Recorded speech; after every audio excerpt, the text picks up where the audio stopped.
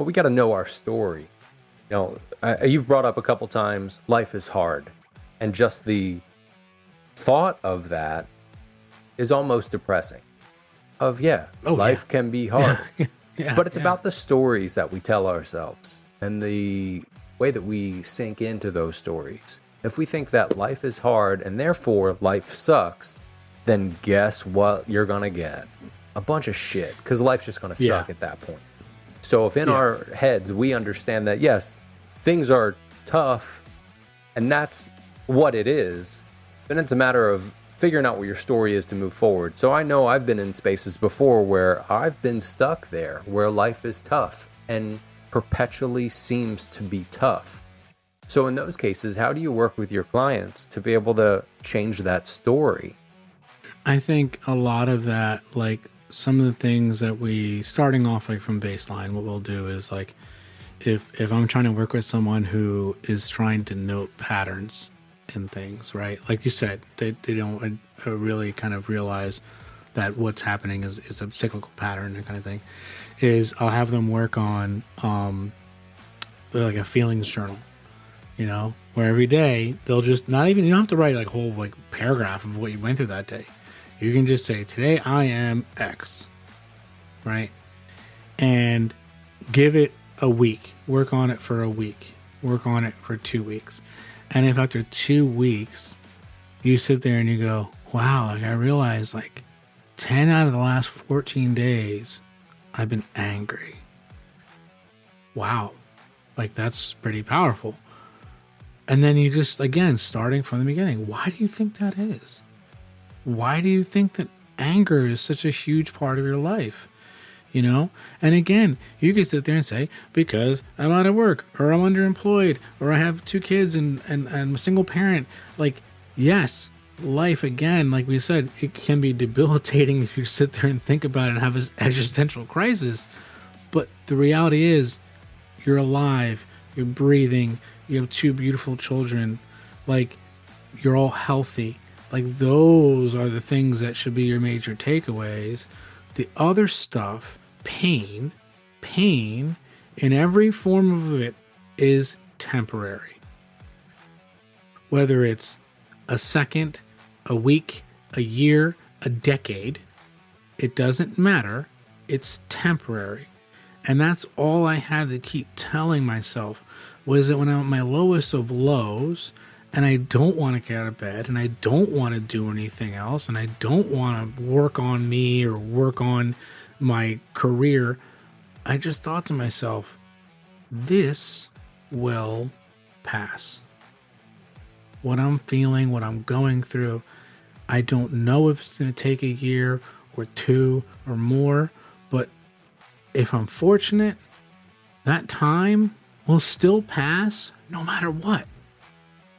So kind of asking again yourself, do you want to just be a passenger in the things that happen to you and life just kind of just kicks you around and you just deal with it?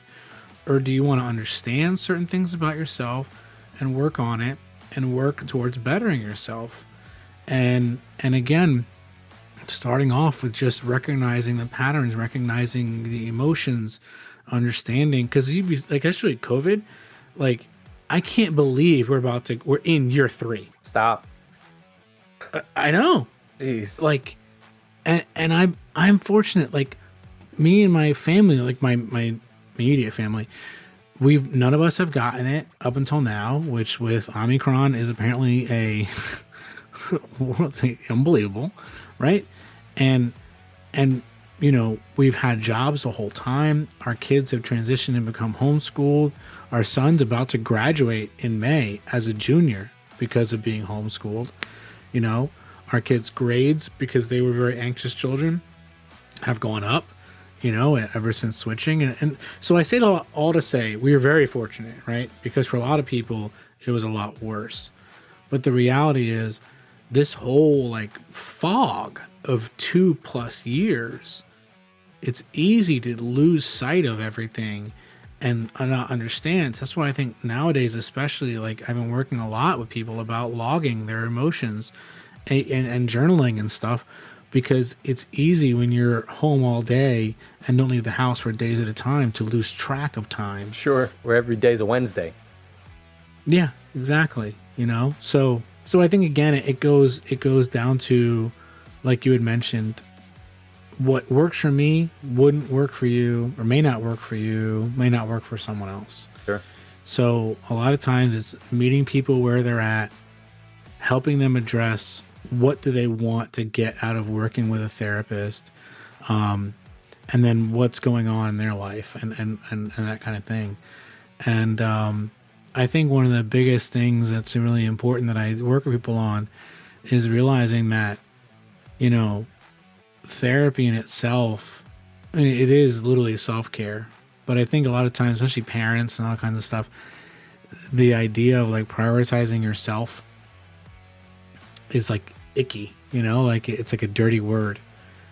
And I always think about, like, when I did the podcast, Chase Jarvis, one of the guys that I admired for years in the photography world, and then I actually saw him for the first time in 2 years at Photo Plus, and he was on the show, and he's a great 2-part episode.